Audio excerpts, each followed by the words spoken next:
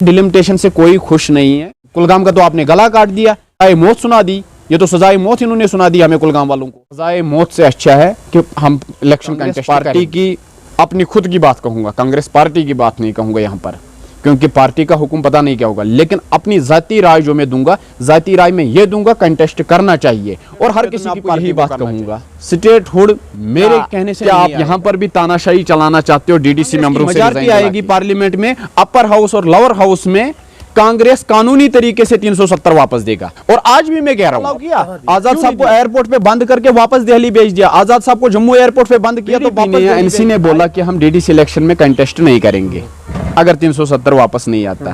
क्यों किया कंटेस्ट? कांग्रेस तो खुश तब होती जब बीजेपी खुद खुश होती है। अभी तो बीजेपी खुश नहीं है तो हम क्या खुश हो जाएंगे? अभी बीजेपी भी खुश नहीं है। उन्होंने जम्मू में प्रोटेस्ट क्यों किए? वो कल रिजाइन देने क्यों गए?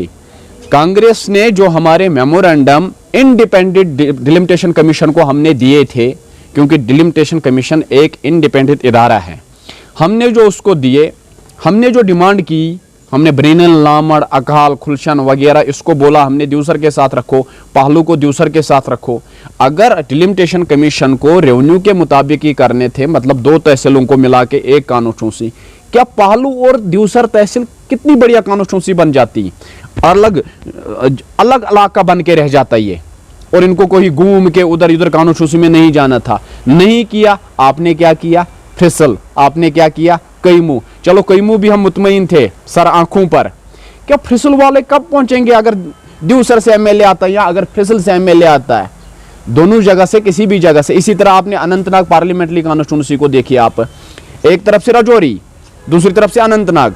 अनंतनाग का पार्लियामेंट मेंबर आएगा तो राजौरी वाला कब पहुंचेगा उसके पास? अगर राजौरी का आता तो अनंतनाग वाला कब पहुंचेगा उसके पास? कुलगाम वाला कब पहुंचेगा उसके पास? ये जो है डिलिमिटेशन से कोई खुश नहीं है। इस पे सरकार को भी देखना चाहिए। अभी चाहे कितना टाइम लगे, इलेक्शन की हमें कोई जल्दी नहीं है। हालांकि हम कहते थे इलेक्शन कराओ, मैं भी कहता हूं इलेक्शन कराओ, लेकिन इस हालात में इलेक्शन ठीक नहीं होगा। इनको डिलिमिटेशन कमीशन को दोबारा से सोचना चाहिए कि हम दोबारा इस पे गौर करें। जैसे पहलू और दूसर, इसको कानूनचूसी बनाओ, फ्रिसल और कैमू वो कानूनचूसी बनाओ, यारीपुरा और कुलगाम वो कानूनचूसी बनाओ, दमहाल को उधरी रखो, हिल कानूनचूसी दमहाल को नाम दे दो आप। इसी तरह आपने कुलगाम की एक कानूनचूसी आप खा गई। जैसे पिछली बार इसी डिस्ट्रिक्ट में 4 एमएलए आते थे, अगर 4 एमएलए के पास 4 प्रोजेक्ट बन के आते, आज कितने आएंगे? 3। आपने कुलगाम का तो आपने गला काट दिया। अगर 4 एमएलए के पास 3 करोड़ के हिसाब से पैसा आता था, 12 करोड़ पैसे साल में कुलगाम डिस्ट्रिक्ट में पहुंच जाता, आज कितना पहुंचेगा? 9। तो कुलगाम को तो इन्होंने, वो तो आत्महत्या वाली बात हो गई। हमें तो इन्होंने जहर देकर वो सजाए मौत सुना दी। ये तो सजाए मौत इन्होंने सुना दी हमें कुलगाम वालों को। तो मैं इसकी निंदा करता हूं और डिलिमिटेशन कमीशन से गुजारिश करता हूं कि जनाब दोबारा से गौर कीजिए। हमें पता नहीं आपका सलाहकार कौन था, आपको मशवरा देने वाला कौन था, मैं उनका नाम नहीं लेना चाहता हूं, लेकिन जो हुआ है गलत हुआ है। आपने दूसर कानूनचूसी आज से, जब मैं पैदा भी नहीं हुआ था, जब मुरमरलात कोल साहब पता नहीं कौन कौन एमएलए थे इसके, उस टाइम दूसर कानूनचूसी में यही 30 या 35 हजार वोट होगा। और जब मैं थोड़ा सोच समझने लग गया 2008 से 2014 में 87 हजार वोट थे दूसर कानूनचूसी में। आपने एकदम से आपने बढ़ा चढ़ा के इसको 1,47,000 कर दिया। भाई इतने में तो 2 कानूनचूसी। मैं तो ये बात कहूंगा, सजाए मौत से अच्छा है कि हम इलेक्शन कंटेस्ट करेंगे। मैं कांग्रेस पार्टी की अपनी खुद की बात कहूंगा, कांग्रेस पार्टी की बात नहीं कहूंगा यहाँ पर, क्योंकि पार्टी का हुक्म पता नहीं क्या होगा। लेकिन अपनी जाती राय जो मैं दूंगा, जाती राय में ये दूंगा कंटेस्ट करना चाहिए और हर किसी की पार्टी को करना चाहिए। क्यों करना चाहिए? अब बताओगे आप इलेक्शन से पीछे रहे, आप बाइकाट पे रहे, नतीजा क्या निकला?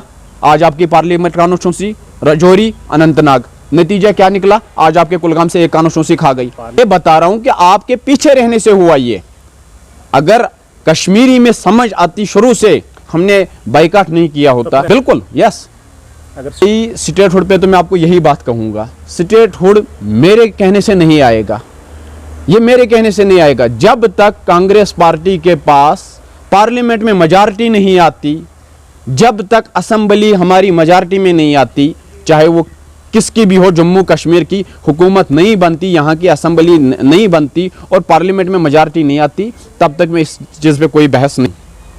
मैं उससे पीछे नहीं हटूंगा। मैं आज भी कह रहा हूं, मैंने ये बात कही है कि जब तक पार्लियामेंट में मेजॉरिटी नहीं आती, लेकिन शायद सुहेल साहब आपको याद नहीं है, मैंने उस टाइम बोला आपको, जब आप मकान बनाते हो, जब आप मकान की नींव मजबूत, पिलथ जिसको आप बोलते हो, पिलथ मजबूत, ये बात बोली है ना कि मुझे वोट दे दो, मैं 370 वापस। मैंने बोला कि अगर पार्लियामेंट में हमारी मेजॉरिटी आती है, इन्होंने गैर कानूनी तरीके से 370 तोड़ा, हम कानूनी तरीके से वापस लाएंगे। अभी तक रिजाइन क्यों नहीं दिया डीडीसी मेंबरों ने? किस चीज के लिए? यही कि 317 वापस। क्या आप यहाँ पर भी तानाशाही चलाना चाहते हो डीडीसी मेंबरों से रिजाइन दिला के? नहीं, आप असेंबली में अगर महबूबा जी या मुफ्ती साहब ने गलती नहीं की होती, बीजेपी को यहाँ नहीं लाया होता, क्या 370 टूटा होता? क्या स्टेट हुड हमें स्टेट यहाँ पर टूटी होती? आप नई बात कीजिए। मैं नई बात कर रहा हूँ। मैंने कहा, आप बोल रहे रिजाइन करो, ठीक है, मैंने रिजाइन कर दिया।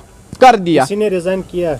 किसने किया? किसी ने रिजाइन किया? किसी ने नहीं किया। तो क्यों नहीं किया? अगर आप उस टाइम बोल रहे थे कि 370 वापस लाएंगे, वो भाई मेरे आप रिकॉर्डिंग दोबारा से निकालिए, आप रियाज मानीगाम से बात कर रहे हो, मैं जो आपके मोबाइल में सेव होगा वो मेरे दिमाग में सेव होता है, मेरे पास। हाँ, आप रिकॉर्डिंग निकालिए। मैंने कहा कांग्रेस की मेजॉरिटी आएगी पार्लियामेंट में, अपर हाउस और लोअर हाउस में कांग्रेस कानूनी तरीके से 370 वापस देगा। और आज भी मैं कह रहा हूं, आप कहां दिया है? क्यों नहीं दिया? कांग्रेस जितनी मुखालफत कांग्रेस ने की बीजेपी की, इस पे कांग्रेस को तो बदनाम करके रखा है बीजेपी ने इस चीज। बिल्कुल अच्छी बात कही आपने। कांग्रेस को अलाउ किया किसी जगह? कांग्रेस को अलाउ किया? आजाद साहब को एयरपोर्ट पे बंद करके वापस दिल्ली भेज दिया। आजाद साहब को जम्मू एयरपोर्ट पे बंद किया तो वापस दिल्ली भेज दिया। भाई एक मिनट मेरी बात सुनिए। अरेस्ट करना या ना करना, मैं आपको बंद रखूंगा, अपने घर में रखूंगा, रिश्ते और कबाबे के साथ खाना खिलाऊंगा, दूसरे को दिखाऊंगा ये खुला है, लेकिन उसको पानी भी पीने नहीं दूंगा। आजाद साहब दिल्ली से आए, श्रीनगर में पहुंचे, वहां पर, और वहां से क्या किया, 4 घंटे वहां पर उसको बंद रखा, और 4 घंटे के बाद दोबारा से बाई एयर वापस। आजाद साहब जम्मू पहुंच गए, फिर लास्ट में आजाद साहब कब आए? सुप्रीम कोर्ट की परमिशन लेके। वो भी मतलब आप अपने घर तक जा सकते हो, आप किसी जगह पब्लिक में बात नहीं कर सकते हो। ये बात भी दिखाइए ना आप। मीडिया, ठीक है, मैं मीडिया को इज्जत करता हूं, आप फेवर करते हो, बीजेपी या पीडीपी या एनसी, लेकिन इतना भी फेवर मत कीजिए कि लोगों को आप बिल्कुल गलत रास्ता दिखा दे, उनको सच्चाई बताइए। आपको यही बात कही है। पीडीपी ने या एनसी ने बोला कि हम डीडीसी इलेक्शन में कंटेस्ट नहीं करेंगे अगर 370 वापस नहीं आता। क्यों किया कंटेस्ट? पहले पीडीपी से पूछे ना आप, उन्होंने कंटेस्ट क्यों किया? अगर इसी तरह एनसी ने बोला हम कंटेस्ट नहीं करेंगे, क्यों किया? उन्होंने इसलिए किया कि कश्मीर में कोई नुमाइंदा पब्लिक का होना चाहिए जिस तक आम गरीब व्यक्ति पहुंच सके। आपको पता है, अगर डीडीसी का चुनाव भी नहीं होता, अगर डीडीसी मेंबर भी नहीं होते, तो इस टाइम कश्मीर की हालात क्या होती? हाँ, अब बदकिस्मती से डीडीसी को इसलिए प्रोटोकॉल पावर्स नहीं दिए गए क्योंकि बीजेपी की मेजॉरिटी नहीं आई। यहां पर एनसी, पीडीपी, कांग्रेस, ये जो 3-4 पार्टियां हैं, इनकी जो मेजॉरिटी आई है, इसकी वजह से उनको पावर्स नहीं दिए गए। नहीं तो जो डिस्ट्रिक्ट डेवलपमेंट काउंसिल हैं, यहां पर देख लेते आप, डिस्ट्रिक्ट डेवलपमेंट काउंसिल करने क्या वाला था। जो आपने यंग लड़के भेजे हैं काउंसिल में, इनका डेवलपमेंट माइंड देखते आप, वो इसलिए हुआ है, इसलिए उन्होंने मतलब रोक के रखा है। और मैं खुद कह रहा हूं, एनसी और पीडीपी या कांग्रेस ने उस टाइम अच्छा स्टेप लिया कि इलेक्शन में भाग लिया। डीडीसी मेंबर कम से कम कोई फोन तो करता है किसी एसएचओ को, जनाब ये बेगोना आपने पकड़ रखा, इसको छोड़ दो। कम से कम डीडीसी मेंबर तो कह रहा है। आपने जो असेंबली तोड़ने के बाद, असेंबली डिसॉल्व करने के बाद, आपने देखे कश्मीर के हालात क्या हुए? आपने देखा हमारे लड़के कहां कहां पर हैं। ठीक कह रहा हूं, ऐसे बंद थे, ठीक है, हथकड़ी लगी है, मुंह पे टेप लगी थी, मैं ये नहीं कह रहा हूं नहीं लगी थी, लेकिन आप मीडिया वालों ने भी क्या किया?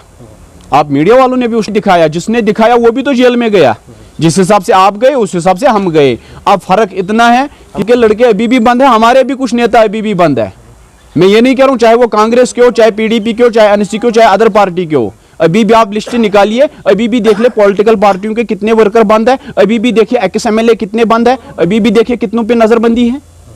मैं ये कह रहा हूं जिस हिसाब से हुआ, लेकिन इस टाइम सुहेल साहब मेरा एक ही जवाब है कि ईंट का जवाब पत्थर से दो। आप ईंट का जवाब पत्थर से कैसे दोगे?